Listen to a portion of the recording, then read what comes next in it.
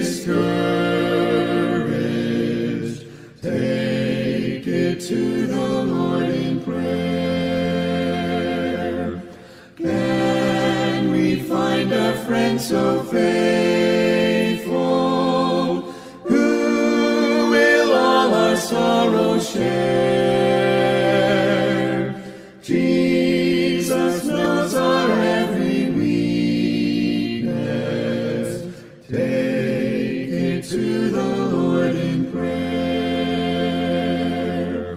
Are we weak and heavy laden, cumbered with a load of care?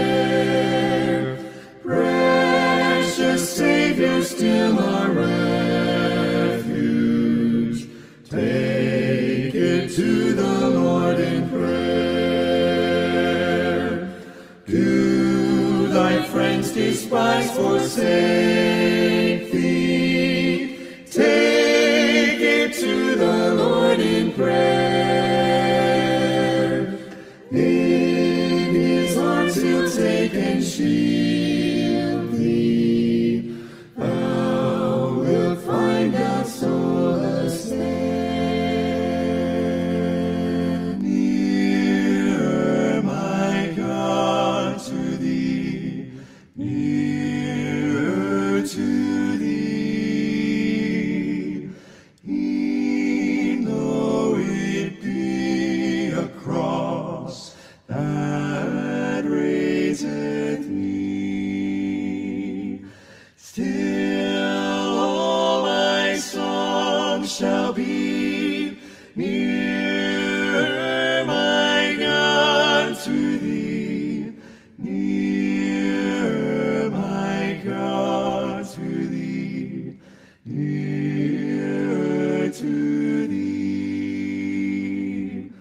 Though like a wanderer, the sun gone down, darkness be over me, my rest a stone. Yet in my dreams I plead, nearer, my God, to thee, nearer, my God, to thee, nearer to thee. For if on joyful wing, cleaving the sky, sun, moon, and stars forgot, upward I fly, still all my song shall be nearer, my God, to thee, nearer, my God, to thee, nearer to thee. When peace like a river attendeth my way, when sorrows like sea billows roll, whatever my lot, thou hast taught me to say, it is well, it is well with my soul. It is well, it is well with my soul, with my soul. It is well, it is well with my soul. Though Satan should buffet, though trials should come,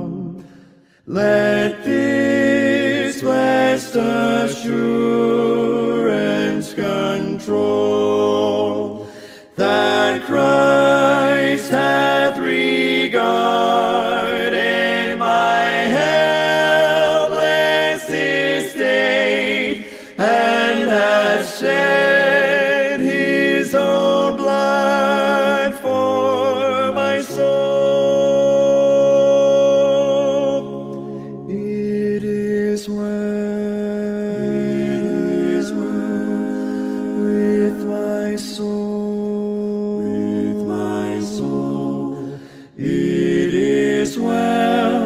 It is well, with my soul. My sin, oh, the bliss of this glorious thought. My sin, not in part, but the whole. His name is Christ.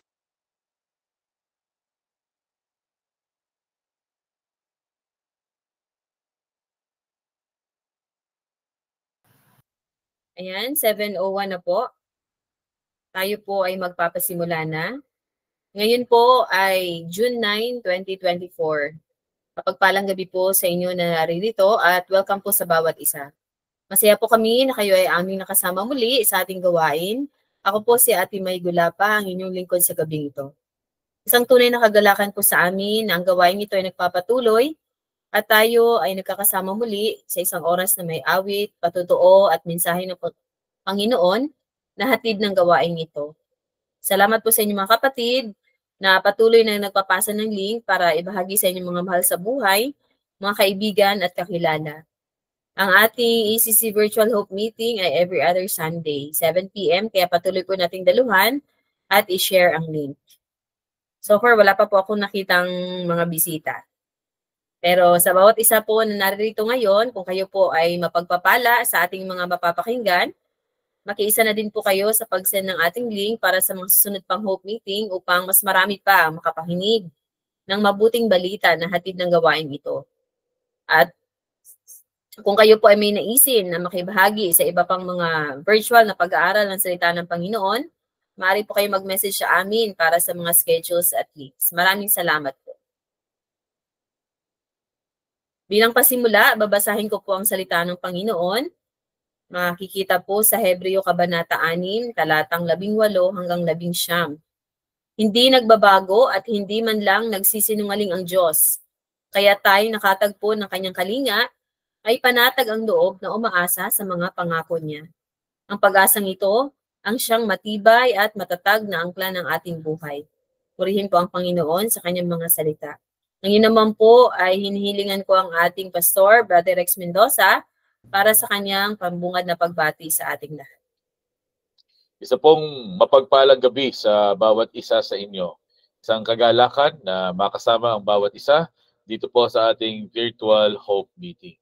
Sabi po ng salita ng Diyos dun po sa Aklat ng Kawikaan, Kabanatang 3, talatang 5 hanggang 7 ay ganito. Kay Yahweh ka magtiwala, buong puso at lubusan. Huwag kang manangan sa sariling karunungan. Ang lahat ng iyong gawain siya ngay alalahanin upang ikay patnubayan sa iyong mga tatahakin. Huwag mong ipagyabang ang iyong nalalaman. Igalang mo't sundin si Yahweh at lumayo ka sa kasamaan. Napakahalaga po mga minamahal na mga kapatid, mga kaibigan, na sa ating pong mga buhay, kilalanin, pagtiwalaan, sundin natin ang nag-iisang Diyos na buhay. Siya po ang nag-iisang pag-asa. Hindi tayo maaaring umasa sa ating sarili na mga karunungan at lakas. Mapapahiya po tayo, mabibigo tayo. Pero kapag tayo po yung nagtiwala sa Diyos na kapangyarihan at karunungan, doon po natin masusumpungan ang tunay na kapayapaan, kagalakan, at katagumpayan. Maraming salamat sa inyo pong pagdalo, kalooban ng Panginoon na makasama ang bawat isa sa pagtitipon na ito virtually. Pagpalain po tayong lahat ng ating Panginoon. Maraming salamat po, Brother Rex, sa iyong pagbati. Ngayon naman po At sa pagkakataong ito, nais ko pong ibahagi kung ano ba ang Hope Meeting. Bakit nga ba tayo nagkakaroon ng ganitong gawain? Ang Hope po stands for Household Opportunities, Presentation, and Experience. Ang ECC Hope Meeting ay una, naglalayo na maibalita ang makapangyarihang pagkilos at mensahe ng Panginoon sa komunidad. Pangalawa, maibahagi ang galak na nadarama dahil sa biyaya ng Panginoon. At pangatlo, layunin na mahamon ang bawat isa na tumugon sa Panginoon at makibahagi sa buhay na may pagpapahalaga sa Kanya at sa Kanyang kalooban. Sa atin pong pagpapatuloy, tayo po ay mawit sa ating Panginoon, sabayan natin, aming Diyos.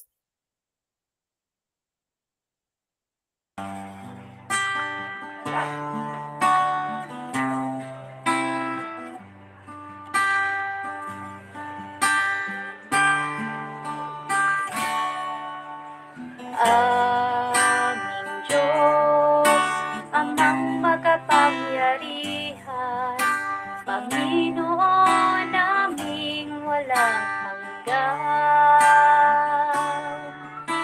Dakilang Diyos, mabuti at banal, Ika'y sasambahin, sambahin, aming may kapal. Aming Diyos, Amang makapangyarihan, Panginoon naming walang hanggan. Dakilang Diyos, mabuti at banal, Ika'y sasambahin, sambahin, aming may kapal. Nasa'yo ang kapangyarihan, nasa'yo ang kalwalhatian, nasa'yo ang lahat, simula at wakas, nasa'yo, O Diyos, tagapagligtas, nasa'yo ang kapangyarihan, nasa'yo ang kalwalhatian, nasa'yo ang lahat, simula at wakas, nasa'yo, O Diyos, tagapagligtas, nasa'yo, O Diyos, tagapagligtas, nasa'yo, O Diyos, tagapagligtas.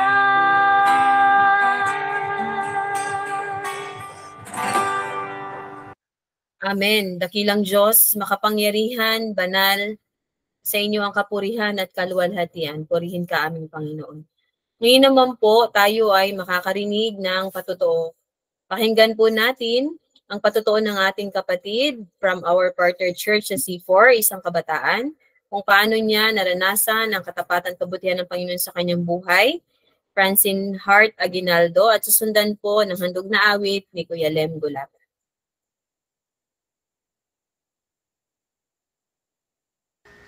Magandang gabi po sa bawat isa. Ako po si Francine Hart Aguinaldo, anak ni Fe at Lito Aguinaldo. Lumaki po ako na ang pareho ko pong mga magulang ay nakakakilala sa Diyos at aktibo sa mga gawain sa church. Kaya bata pa lang po kami ng aking kapatid ay kami ay nakakabahagi na sa mga gawain na para sa Panginoon. Katulad ng praise and worship team, pagmimisyon sa Isabela at Karamoan at iba pa po. Noong bata pa po ako ay hindi ko po masyadong naiintindihan kung bakit kailangan kong gawin ang mga gawain na ito. Dahil nakikita ko po na ang kapwa ko bata ay hindi naman po ito ginagawa. May pagkakataon po noon na napipilitan na lamang akong gawin ang mga gawain na para sa Panginoon dahil sa takot na ako ay mapagalitan ng aking mga magulang. Ngunit ang lagi pong paalala sa amin ng aming mga magulang ay hindi namin ito ginagawa para sila ay ma-please namin, kundi ito ay ginagawa namin para sa Panginoon. Kaya kahit inaantok pa kami ay ginigising nila kami ng maaga tuwing araw ng linggo upang sumamba sa Panginoon, at kahit madami kaming kaabalahan at mga gawain ay kailangan namin itong itigil upang makapag-SBC. Sa kabila po ng pagiging aktibo sa mga gawain, may mga pag-uugali pa rin po na hindi mabago-bago at gawain na nakaayon sa makabundong gawain. Sa tulong po ng pagpapaalala ng aming mga magulang, pag-SBC at pagbebereyan, ay sa biyaya po ng Panginoon ay unti-unti po akong lumalago sa aking buhay espiritual at nababago ang mga pag-uugali na di magaganda. Ito pong pandemic ay natutunan ko po na di lamang magbasa ng Bible kundi mag-devotion din na higit na nakatulong sa akin upang lalo kong maintindihan ang salita ng Diyos.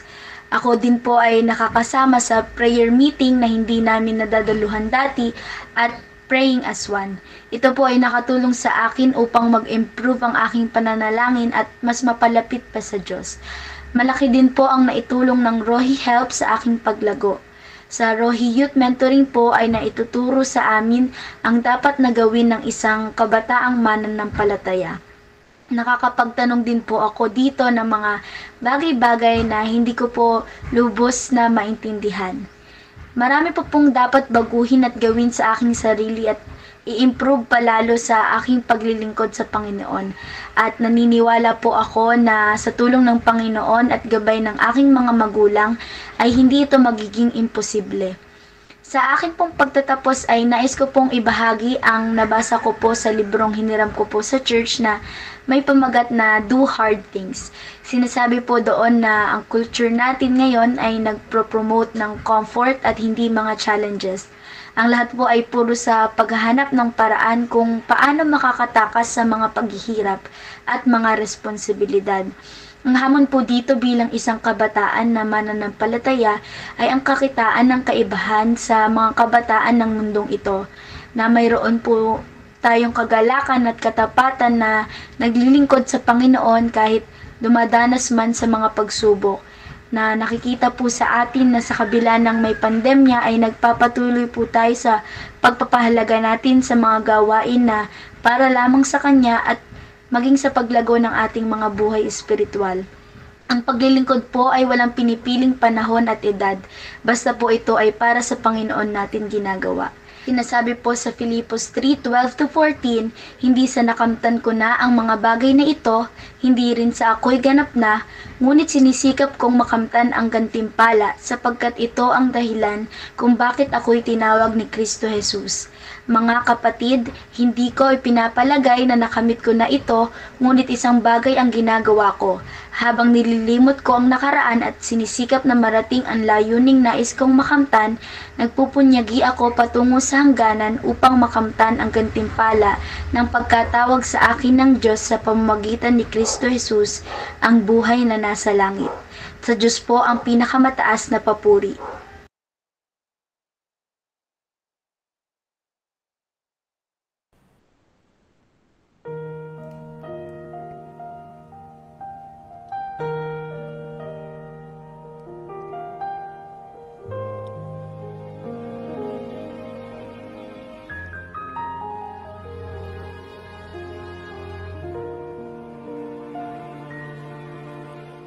Ikaw lang ang pag-asa ko, tanging ikaw ang buhay ko, Jesus. Kahit ako'y nangangamba, basta't ikaw ang kasama, panatag na.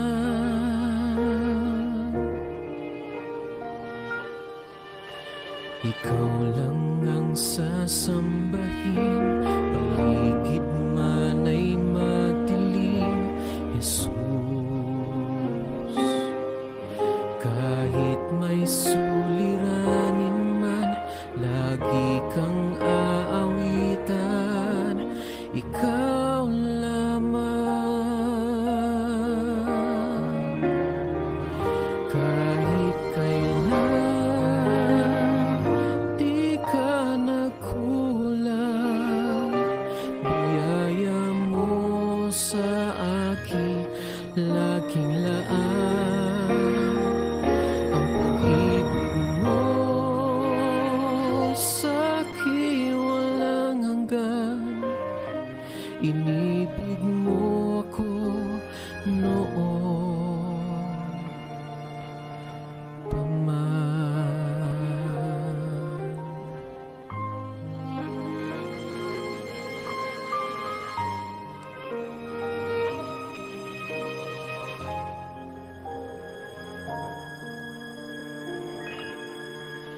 Ikaw lang ang sasambahin, paligid man ay magdilim, Jesus. Kahit may suliranin man, lagi kang aawitan, ikaw lamang. Kahit kailan di ka nagkulang, biyaya mo sa akin laging laan.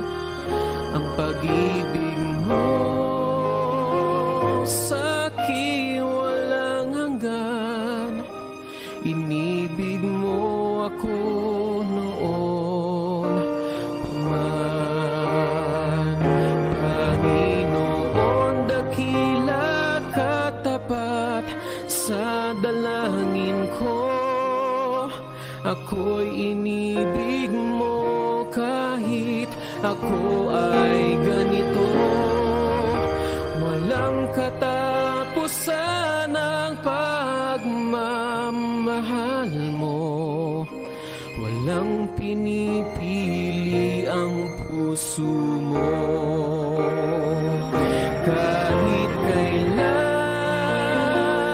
di ka nagkulang, biyaya mo sa akin laging laan.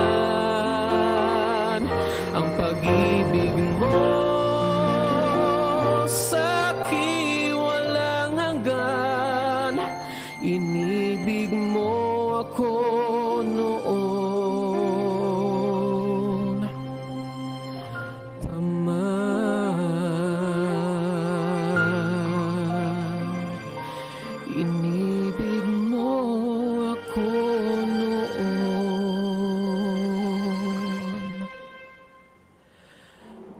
pa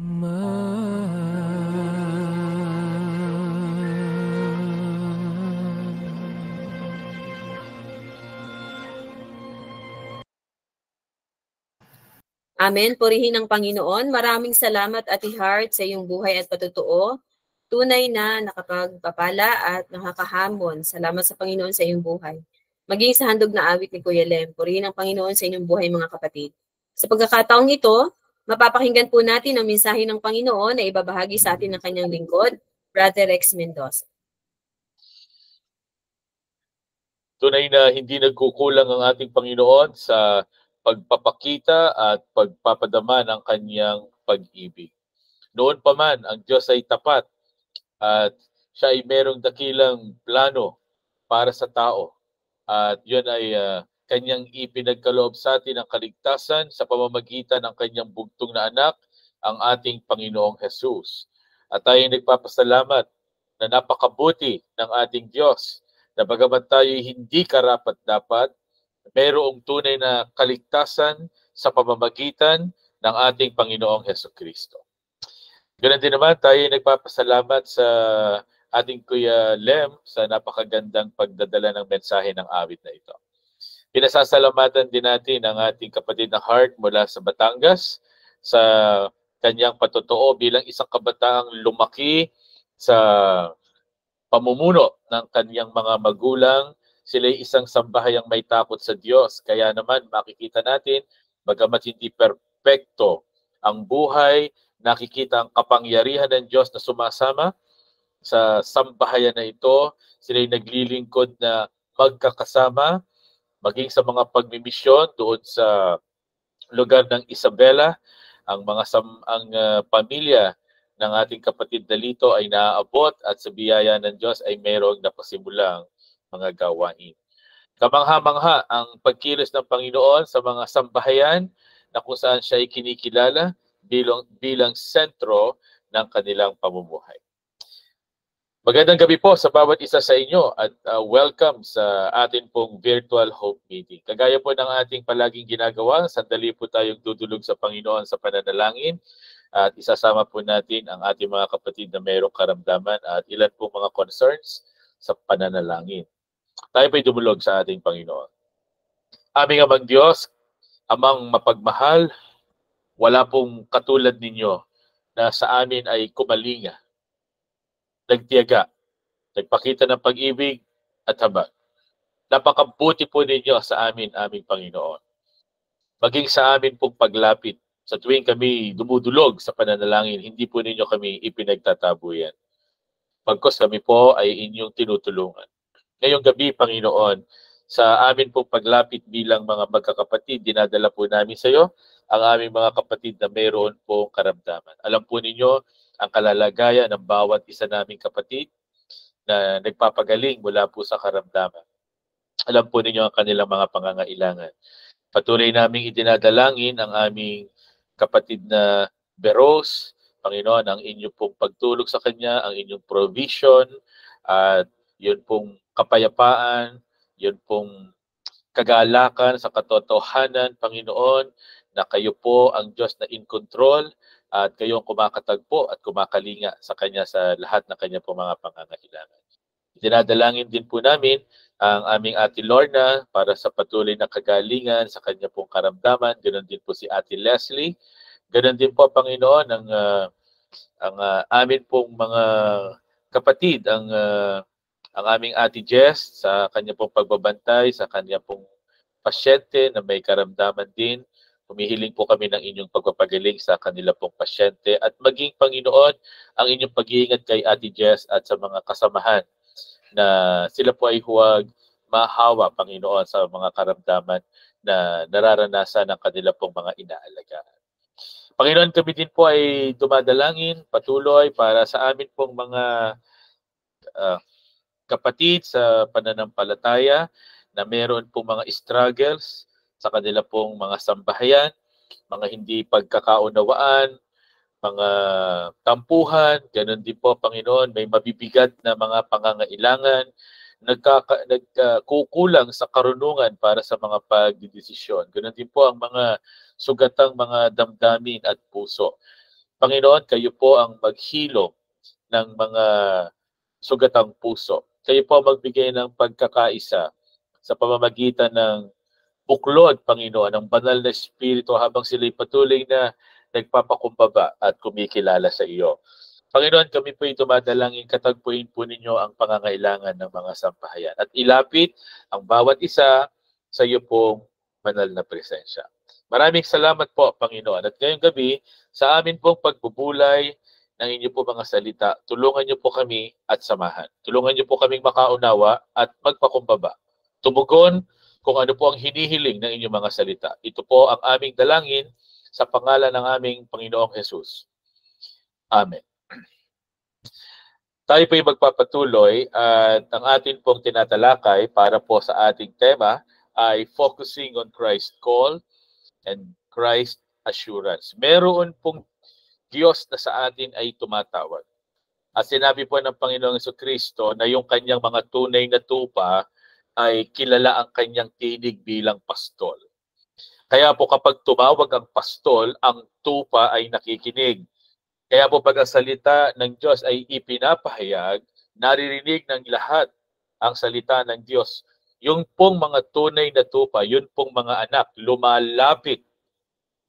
Sila po ay kumikilala sa tinig ng Diyos at sila po ay nananampalataya. At sabi ng Panginoong Jesucristo, binibigyan ko sila ng buhay na walang hanggan. Hindi sila makukuha sa kamay ko at sa kamay ng aking Ama. Kaya nga po isang magandang tanong sa atin, sino ang Diyos na iyong kinikilala at pinapahalagahan sa iyong buhay? Marami po kasi nagsasabi na sila ay nagpapahalaga sa Diyos, pero ayaw po nilang pahalagahan ang salita ng Diyos. E gayong ang salita ng Diyos ang makapangyarihan, hindi lamang tumatawag ang Panginoong Jesucristo para sa kaligtasan. Tinitiyak din ng Panginoong Jesucristo na siya po ay ating kasama sa bawat sandali ng ating po mga buhay. Kaya dito po sa susunod na slide, napakahalaga na atin pong kilala ang Diyos. At tayo nagpapahalaga sa kanyang mga salita. Meron pong mga nagsasabi, kumikilala sila sa Diyos, pero ang kanila pong tinatawagan, dinadalanginan, ay hindi ang nag-iisang Diyos. Kung kani-kanino po sila tumatawag at kung kani-kanino po sila naglilingkod. Napakahalaga na kung tayo naniniwala sa nag-iisang Diyos na buhay, ang panalangin ay sa Kanya po natin dinadala. Sapagkat walang ibang tumidinig ng panalangin, kundi ang Diyos. Walang kakayanan ng iba pa na tuminig ng panalangin, kundi ang nag-iisang Diyos na buhay. Kaya nga po, kung tayo kumikilala sa Diyos, nagpapahalaga sa Kanya, meron pa ba tayo na pinaglilingkuran? Marami din po, ang pinaglilingkuran nila ay ang kanilang mga sarili. Kaya nga po, nagkakalihis-lihis sila ng landas, nagiging miserable ang kanilang buhay, nalulugmok sila sa kasalanan, hindi po sila makaahon sapagkat ang Diyos ay kanila pong binabaliwala, maging ang salita ng ating Panginoon. Meron pong isang scientifico, siya po ay mathematician din, pero siya po ay mananampalataya. Ang pangalan po ay si Blaise Pascal. Sinabi po ni Blaise Pascal na ang buhay daw po ng tao sa buhay ng tao ay mayroong isang napakalalim na bangin. At yun daw po mga tao pinipilit na lamnan at lagyan po yun pong bangin na yun, punuan. Pero kahit ano pong gawin ng tao, hindi po niya yun mapupunuan. Bakit? Sapagkat ang bangin na yun ay nakadisenyo upang Diyos lamang ang talagang makapuno. Kailangan ang Diyos sa buhay ng tao. At maliban sa tulong ng Diyos, hindi mararanasan ng tao ang buhay na ganap at kasiyasiya. Hindi pa. In fact, sinasabi po doon sa aklat ng Ecclesiastes, aklat ng mangangaral, walang saysay po ang buhay, paikot-ikot lamang. Pero sa pagtatapos, ng aklat ng Ecclesiastes, ito po ang mungkahi ng sumulat, kinikilalang si Haring Solomon, matakot ka sa Diyos, sundin ng kanyang mga utos, sapagkat walang anumang nalilingid sa Panginoon, pananagutan natin ang lahat ng ating ginagawa. Kaya nga po, napakahalaga. Suriin po natin sa buhay na ito kung ano ang basihan ng ating pinaniniwalaan, kung ano po ang batayan ng atin pong pamumuhay. Meron po mga nagpapakilala sila na maka-Diyos pero wala po silang takot na suwayin ang salita po ng Diyos. Wala silang takot na suwayin ang kanila pong mga magulang. Wala silang takot na ang salita po ng Diyos ay hindi nila pinapakinggan, hindi po sila sumasamba. Kaya nga po, maganda po na tanungin natin ang ating mga sarili. Kung talaga po bang nananampalataya tayo sa nag-iisang Diyos na buhay. Ang salita ng Diyos ang batayan ng katiyakan ng kaligtasan. Anumang ating paniniwalaan, kinakailangan po ay mayroong matibay na batayan. Alam po ninyo, ayaw natin na tayong nadadaya. Pag pumunta tayo sa palengke, may binili po tayo sa grocery, o kaya sumakay po tayo sa taxi. Ayaw natin ng madadaya tayo. Pero bakit tayo pumapayag na sa larangan ng katotohanan ng salita ng Diyos, hindi tayo nagsusuri? Pinababayaan natin ang mga tagapangaral na tayo po ay dayain. Hindi tayo nagtatanong kung alin ba ang tama at alin ang mali, alin ang totoo at alin ang hidwa. Pero mayroon po na hindi kailanman mandaraya, hindi kailanman magsisinungaling. Ito'y totoo, ito'y tapat, at ito po ay ang purong salita ng Diyos na dapat ay ating binibigyan ng panahon upang basahin at unawain sa tulong ng banal na Espiritu. Ngayong gabi ay ating ipagpapatuloy ang ating pong tinatalakay mula sa Biblia, ang paksang 10 utos na pinamagatan din po nating God's Laws of Love. Ito po ay laws of love o mga kautusan ng pag-ibig sapagkat ang 10 utos ay nagdadala po sa atin sa isang katatayuan na kung saan pag atin pong naunawaan ng salita ng Diyos, makikita po natin ang ating kakulangan. Makikita natin ang ating kahinaan, ang ating kawalang magagawa. At doon, maa-appreciate po natin ang pag-ibig ng ating Panginoon. Ang kautusan ay magdadala sa atin sa isang kalalagayan. Mauunawaan po natin ang dakilang pag-ibig ng Diyos na ibinigay sa makasalanang sanlibutan. Sapagkat ang utos ng Diyos, ang 10 utos na ito, ay ibinigay upang ipakita sa tao, wala tayong magagawa upang ang Diyos ay ating bigyan ng lugod. Kahit pasabihin natin na gusto nating sumunod, na tayo po ay gumagawa ng mga bagay na makalulugod sa Diyos. Maganda po yun. Yun tayo po ay nagsisikap na gumawa ng mabuti. Maganda po yun. Pero ipinapakita po ng kautusan ng Diyos, lahat ng ating ginagawa ay kulang. Kulang at hindi natin kayang makapasa sa napakataas na pamantayan ng Diyos. Kaya napakahalaga po na atin itong pag-aralan. Meron siyang tinawag na isa pong bayan. Tinawag ng Panginoon ang mga Israelita mula po kay Abraham na isang tao, ay tinawag niya si Abraham na siya'y kilalanin. Iniwan ni Abraham ang Diyos-Diyosan ng kanyang ama, nagtiwala siya sa Diyos at sabi po ng Biblia, it was credited unto him, it was credited unto Abraham.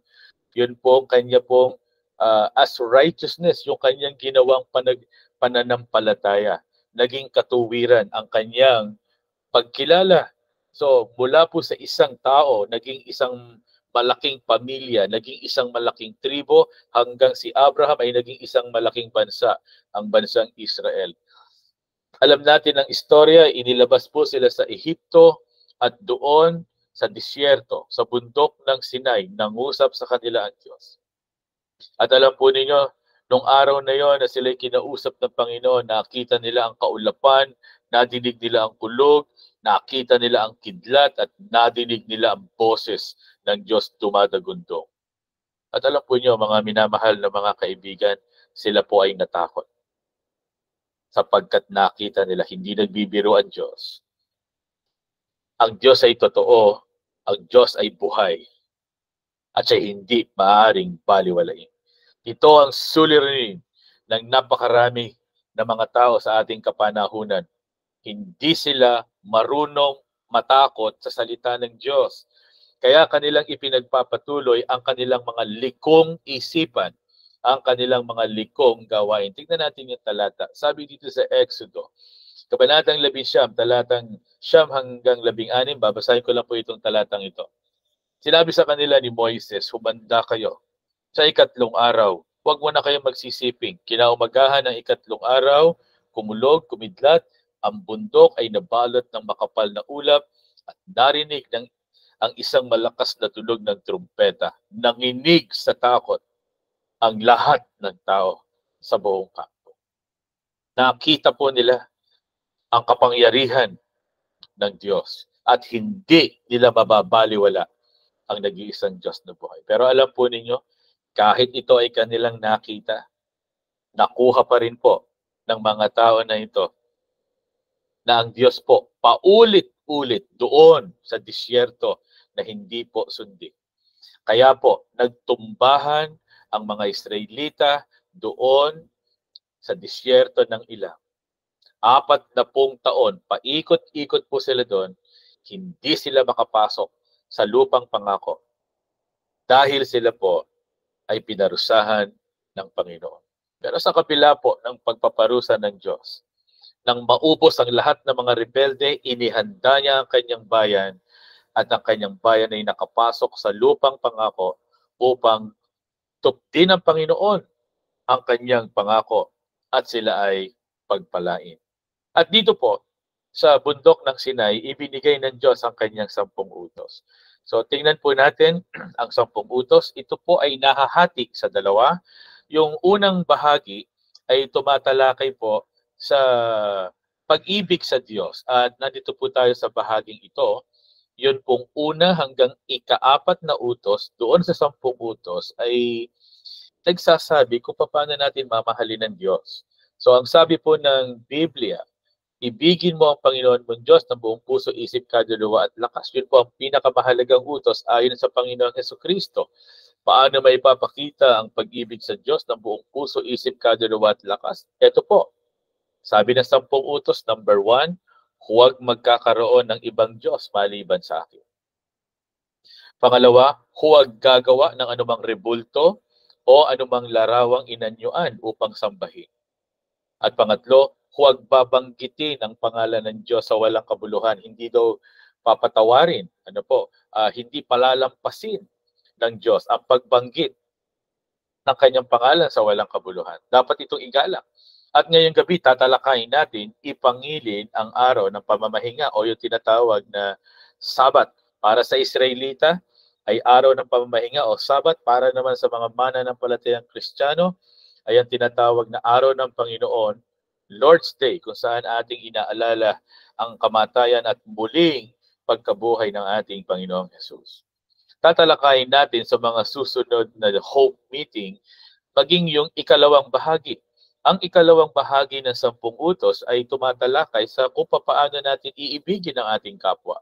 Sapagkat sabi po ng Panginoong Hesukristo, narito ang ikalawa na pinakamahalagang utos. Ibigin mo ang iyong kapwa tulad ng iyong sarili. So paano po natin iibigin ang ating kapwa? Sabi po ng salita ng Diyos, ikalimang utos, igalang mo ang iyong ama at ina. Alam po niyo, nakakalungkot. Marami po ngayon, dumadaan doon sa graduation, mga bata, at meron din mga kabataan na gumagraduate, ang dami-daming medalya, halos pabali yung kanilang leeg sa dami ng mga medalya. Subalit, sila po'y galang na galang nila yung kanilang teacher, napakatalino sa paaralan. Subalit, mga mangmang sa pamumuhay, walang galang sa kanilang ama at ina. Hindi sila marunong sumunod, hindi sila marunong rumispeto, wala silang pag-ibig. Nakalulungkot na kalalagayan ng maraming sambahayang Pilipino. Pero ito po ay basic sa salita ng Diyos. Igalang ang ama at ina. Ika-6, huwag kang papatay. Tatalakayin po natin yan bilang ika-6 na utos ng Diyos. At yun pong ika-7, huwag kang mangangalunya, huwag makikiapid. Kasama po dyan ang lahat ng sexual na kasalanan.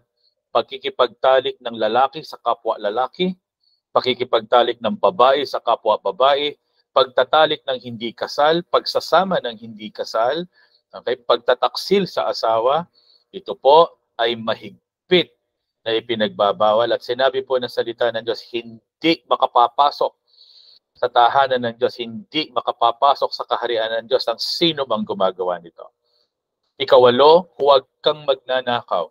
Ika-9, huwag kang sasaksi ng hindi totoo laban sa iyong kapwa. At ika-10, huwag pag-imbutan ang mayroon ang iyong kapwa. Kaya po, kung ito ay sinabi ng ating Panginoon, dapat natin na ito ay dinggin. Dapat na ito ay ating igalang. Ito ay dapat na tandaan, paniwalaan, ituro at sundin. Bakit napakalakas ng ating loob kapag minsan nabaliwalain ang salita ng Diyos? In fact, mas pinahahalagahan natin ang sinasabi ng kapwa-tao, ang kanilang opinyon, mas gusto natin ang kanilang kasinungalingan, mas gusto natin ng pamumuhay na merong kalayawan at mga maling pananaw sa buhay, pero ayaw kilalanin, ayaw igalang ang salita ng Diyos. Kaya po, pag-aralan na po natin yung unang utos, huwag sasamba sa ibang Diyos maliban sa Panginoon. Napag-aralan na natin ang ikalawang utos, huwag kang gagawa ng anumang larawang inanyuan o mga rebulto. Ang ikatlong utos ng pinakahuli nating tinalakay, huwag mong gagamitin sa walang kabuluhan ang pangalan ni Yahweh na iyong Diyos. Sabi po kasi doon sa Exodus, Kabanatang 20, bilang mabilis na review, huwag mong babanggitin ang pangalan ng Panginoon mong Diyos sa walang kabuluhan, sapagkat hindi pawawalang sala ng Panginoon ang sino mang gumagamit ng kanyang pangalan sa walang kabuluhan. Alam po ninyo, ngayon nakakahindik ang paggamit po ng salita ng Diyos. Meron mga nagsasabi, Daddy God. Meron nagsasabi, Oh my God. Praise the Lord habang nag-iinuman, kumakanta habang lasing. Yung pong nagsasabi ng Sus Mariosep. Ito po yung mga kawalan ng paggalang sa pangalan ng Diyos. Yun pong nagsasabi ng Amen na nagtatawa. Ang Amen ay pangalan ng ating Panginoong Jesucristo. Tinawag siyang Amen. Ang Amen ay pagsang-ayon sa panalangin. Pero ginagamit po ng walang kabuluhan. Meron nga pong kilalang artista na ginagamit po yung pagsasabi ng Praise the Lord sa katatawanan. Ito pa hindi marapat. Ito ay kawalang paggalang sa Diyos. Ngayon pong gabi, titingnan natin ang ika-4 na utos. Remember the Sabbath day by keeping it holy. lagi mong tandaan at ilaan para sa akin ang araw ng pamamahinga. Ano po ang hinihingi ng pagsunod dito sa ika-4 na utos? Hinihingi po nito na huwag kalimutang maglaan ng araw upang may pananabik, may kagalakan, at pagnanais na makabuluhang sumamba sa Diyos na iyong manlilikha kasama ng iba pang mananampalataya. Meron kang panahon sa lahat ng bagay. Ano po? Merong gusto na family time. Meron pong gusto yung happy time. May panahon ka mag-gym, ang dami mong panahon sa pag-Facebook, may panahon ka sa pagtatrabaho, may panahon ka sa basketball, panonood ng mga Facebook Reels. Pero napakadaming dahilan upang maglaan ng panahon ang Diyos ay sambahin. Napakaraming dahilan. Ngayon pong gabi, makikita nating maliwanag mula sa salita ng Diyos. Lahat ng nilikha ay inutusan na maglaan ng panahon, kilalanin ang kanyang Diyos na manlilikha. Ang utos na ito ay inukit sa bato ng sariling daliri ng Diyos. Magiging kaaliwan natin na maiukit ito sa ating mga puso. At meron na po tayong mga kapatid na ang salita ng Diyos na ito ay tumatak sa kanilang isip at puso. Nagpapahalaga. Nakikipag-date ako sa aking asawa, ako ay may panahon sa lahat ng bagay. Maglalaan din ako ng araw para sa aking manlilikha.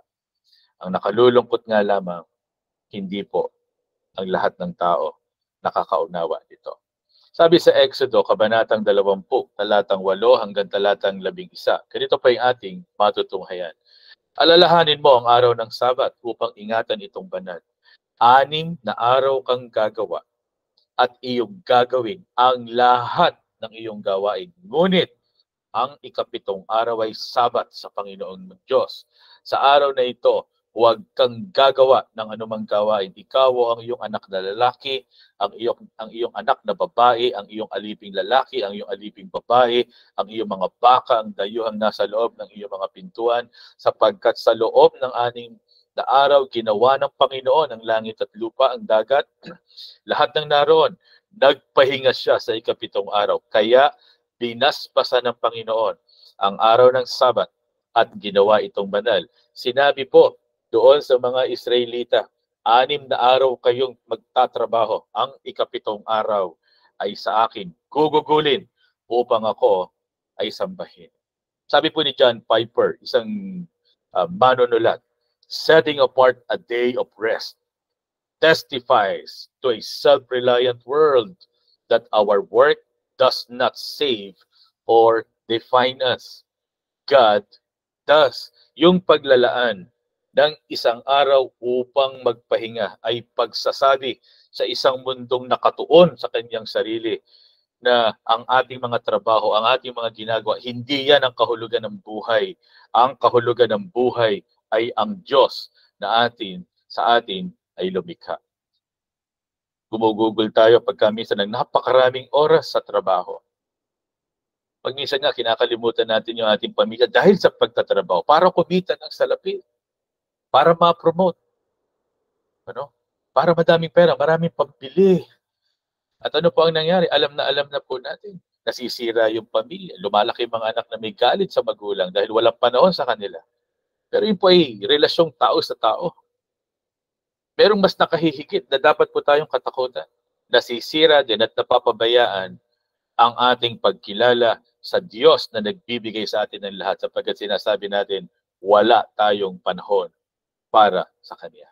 Sabi po ng mga Princeton theologians ang ganito, ang utos na ito ay idinisenyo upang iayon ang agos ng panlabas na buhay ng mga tao at ibaling ang kanilang mga iniisip sa hindi nakikita at espiritual.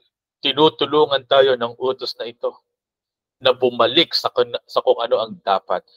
Bumalik sa isipan ng ating Panginoon. Ibaling ang ating isipan sa hindi nakikita. Sapagkat nadadala na tayo masyado ng agos patungkol sa panlabas na buhay ng mga tao. Ang mga tao ay napakahilig maging abala sa mga bagay ng mundo na ito ngayon. Ipinakikita ng utos na ito ang pinakamataas na kahalagahan na dapat magkaroon, isang araw na kung saan sila ay ipinagbabawal na isipin ang mga bagay na makamundo at isipin ang mga bagay na hindi nakikita at mga bagay na pangwalang hanggan. Ano po sabi dyan sa awit 127, verses 1 and 2? Huwag natin kalimutan ang Panginoon. Yun po niyang sabi rito, malibang ang Panginoon ang magtayo ng bahay, ang mga nagtayo nito walang kabuluhang nagpapagod. Malibang ang Panginoon ang magbantay sa lungsod, ang bantay ay napupuyat ng walang kabuluhan.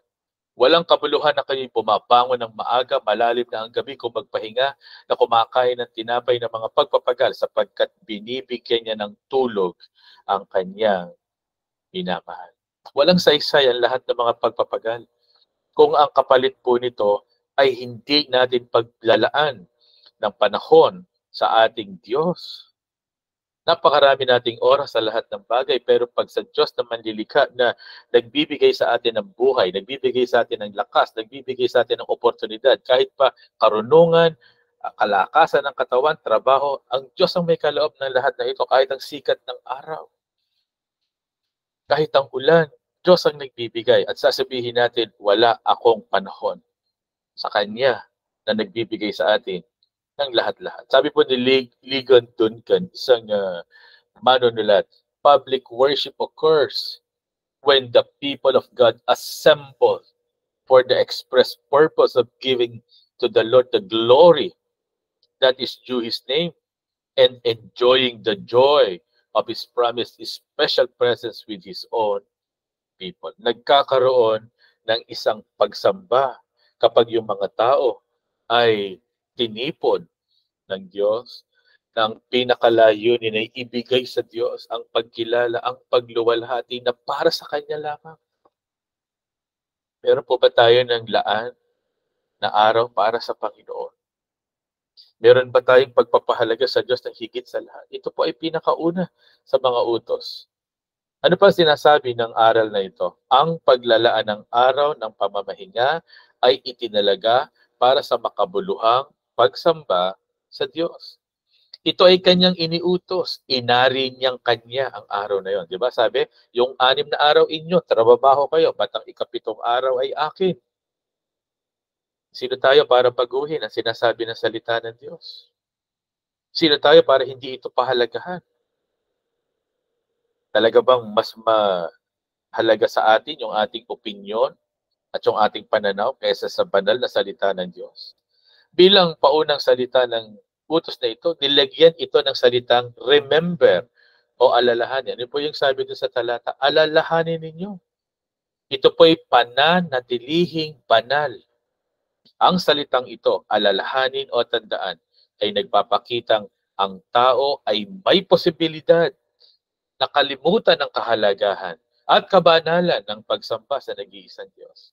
Sa makatuwid, kailangan nating ikintal sa ating isip ang paggalang at pagpapabanal sa araw na ito. Kahit nga po yung mga magulang nagkakamali sa pagpapalaki sa kanilang anak. Pinalalaki ang kanilang mga anak na may panahon sa lahat ng bagay, hindi mapigilan sa mga kalayawan, pero hindi maituro na kilalanin ng nag-iisang Diyos na pag-asa.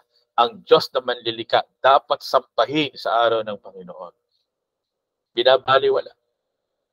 Kaya po lumalaking mga suwail, lumalaking suliranin ng lipunan. Miserable ang kanilang buhay at nandadamay pa po ng iba. Nakalulungkot mga minamahal na kapatid at mga kaibigan.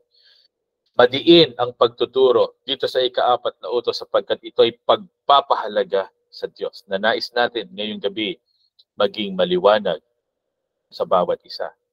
Sabi ni D.A. Carson, isang manunulat din, worship is the proper response of all moral, sentient beings to God, ascribing all honor and worth to their Creator God, precisely because He is worthy, delightfully so. Ang pagsamba ay ang pinakatamang tugon ng isang taong may isip at marunong sa tamang aral na ibinibigay sa Diyos ang pagkilala Ibinibigay sa Diyos ang pagsamba sa kanyang manlilikhang Diyos dahil ito ay karapat-dapat. At meron siyang kagalakan na ito ay kanyang ginagawa. Kaya nga po, lagi kong tanong, ano po, meron ba tayong kagalakan na sumamba o tayo po ay napipilitan? Yung inyong anak, pag sumasamba, napipilitan. Kaya po ako, sa totoo lang, hindi po ako namimilit ng mga miyembro. Ipinapaliwanag natin sa lahat ang kahalagahan ng pagsamba, ang kagalakan ng pagsamba. Pero hindi po tayo namimilit. Nasa atin po yan. Tayo ang mananagot sa Panginoon. Sabi ni Jonathan Edwards, isa tinaguri ang greatest thinker ng Amerika, how can you expect to dwell with God forever if you so neglect and forsake Him? Paano may gugustuhin na pumiling sa Diyos magpasawalang hanggan? Kung dito, wala ka namang kagalakan sa pagsamba sa Kanya at paggawa ng Kanyang kalooban. Bagay po ba tayo sa langit? Kung dito pa lamang ay wala tayong pananabik sa Diyos. Yung awitan ng Diyos, purihin ng Diyos, ayaw na ayaw natin. Pero ang daming panahon at oras sa makamundong mga bagay. Nagkakamali po tayo, mga kaibigan, mga kapatid. Ang linggo ay araw ng pagsamba sa Diyos. Sabi po doon sa meme, ang linggo ay hindi araw ng paglalaba. Ang linggo ay hindi araw ng paglilinis. Ang linggo ay hindi araw ng pagluluto. Ang linggo ay hindi araw ng pagbawi ng tulog. Ang linggo ay hindi araw ng pagsa-sideline. Ang linggo ay hindi araw ng paglalaro ng basketball. Ang linggo ay hindi araw ng pagsha-shopping. Ang linggo ay hindi araw ng panonood ng TV, Netflix, o movie marathon. Ang linggo ay hindi araw ng swimming. Ang linggo ay araw ng pagsamba sa Diyos. Ang araw ng Sabat ay para sa mga Israelita, para sa mga Hudyo. Ang araw ng linggo, matapos mamatay ang Panginoong Jesucristo, ang mga mananampalataya nagtitipon kapag araw ng linggo. Ito isang tradisyon na sinunod dahil mayroong madiin na aral sa Biblia. Yung iba sabi, hindi ko naman kinakailangang pumunta sa simbahan para sumamba sa Diyos. Kahit sa bahay, makakasamba ko. Pero ang totoo, ganyan po sila sumamba sa Diyos. Kaya nga po nung mauso din yung mga virtual, nakikikanta, nakikinig daw po sila habang natutulog. Bukas po yung kanilang mga cellphones o yung kanilang smart TV para sumamba o mano. Pero ang totoo, sila po ay tulog.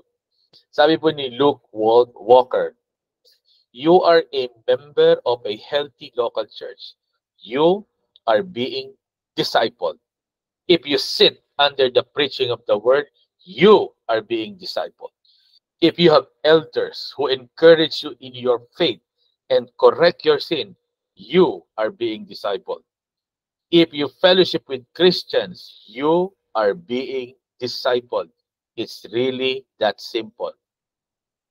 Place yourself in the means of God's grace by joining a local community of Christians as soon as possible. Sabi ni John MacArthur, the church is not an option for a true believer.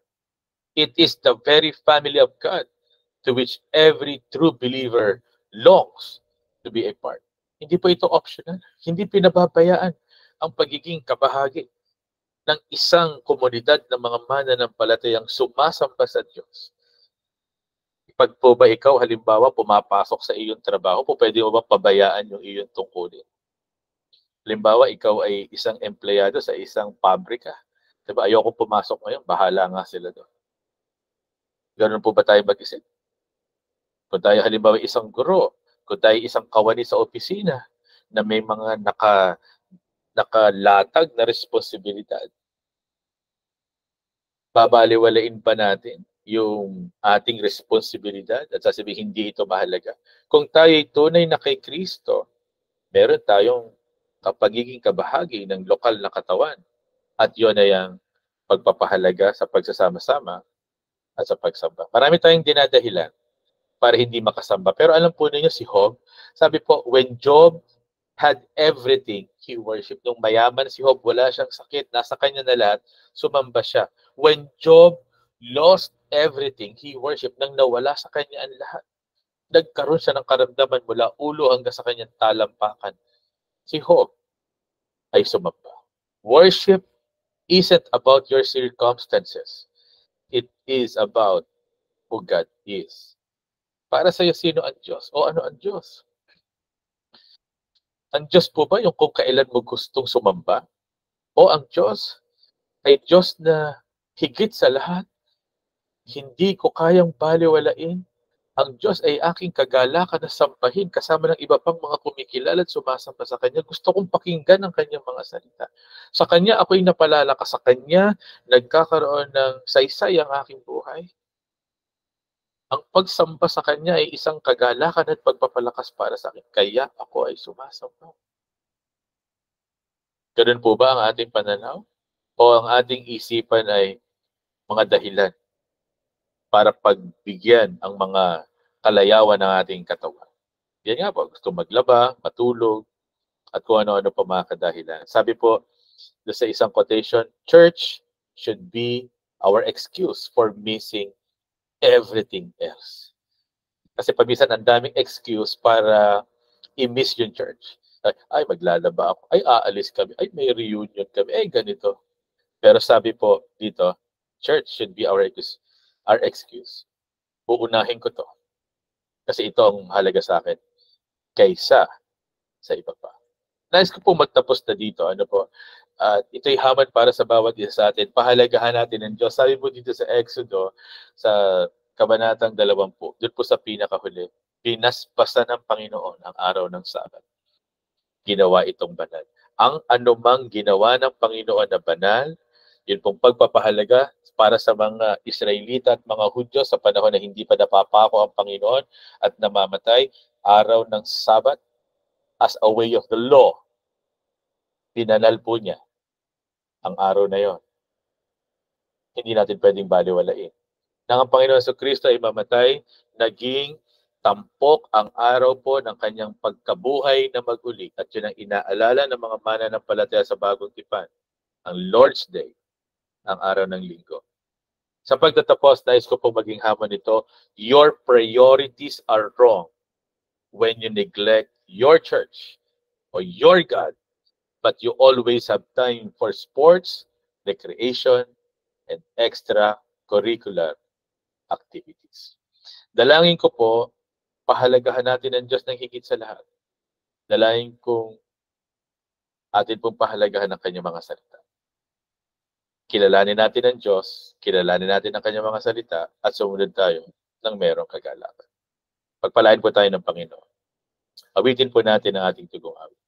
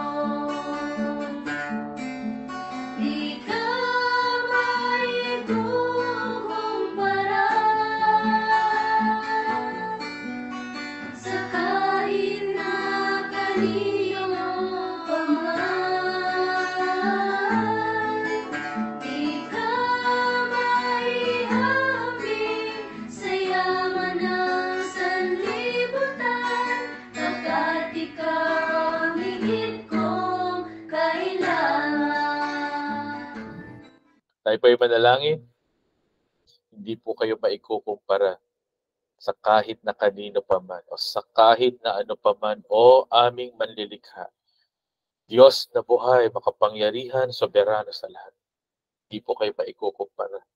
Marapat lamang na kami na mga nilikha ay maging kagalakan ng pagsamba sa iyo kasama ang iba pang mga mananampalataya.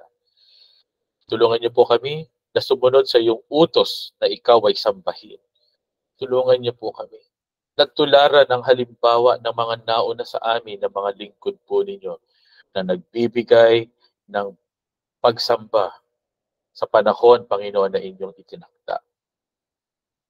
Tulungan niyo rin po kami na maging kagalakan ng pagsamba at hindi kami napipilitan sa banal na gawain na ito. Panginoon, kung paanong isinulat po ninyo ang kautusan sa 2 lapidang pato.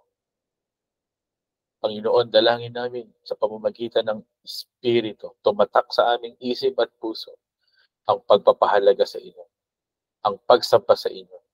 Ito'y matutunan ng bawat isa sa amin, matutunan ng aming mga sambahayan, at ito pa'y lumikha ng kaibahan sa amin po mga buhay at patotoo. Ito po ang aming dalangin sa pangalan ng aming Panginoong Jesus. Amen. Magandang gabi po sa bawat isa. Thank you po sa Amen. Salamat, Pastor Rex, sa mensahe ng Panginoon na ating napakinggan ngayong gabi. Dalangin po namin na iparanas ng Panginoon ang kanyang kapangyarihan sa atin at tayo lalong lumago sa ating pananampalataya at patuloy na sumunod at magpasakop sa Kanya. Ngayon naman po ay ang ating mga pasasalamat kung tayo po ay napagpapala sa patotoo, sa awitan, at maging sa mensahe ng Panginoon ngayong gabi. Pwede po tayong mag-unmute o mag-raise hand para sa bawat isa na nais magpasalamat. Meron po ba? Salamat po sa ating mga kapatid na nagpagal at nagkaroon ng bahagi po sa gawain ito. Si Hart, Kuya Lem, Ate Rin, and Derek. Kung wala pong nais magpasalamat, pwede po tayong mag-open ng ating camera, mag-picture po tayo.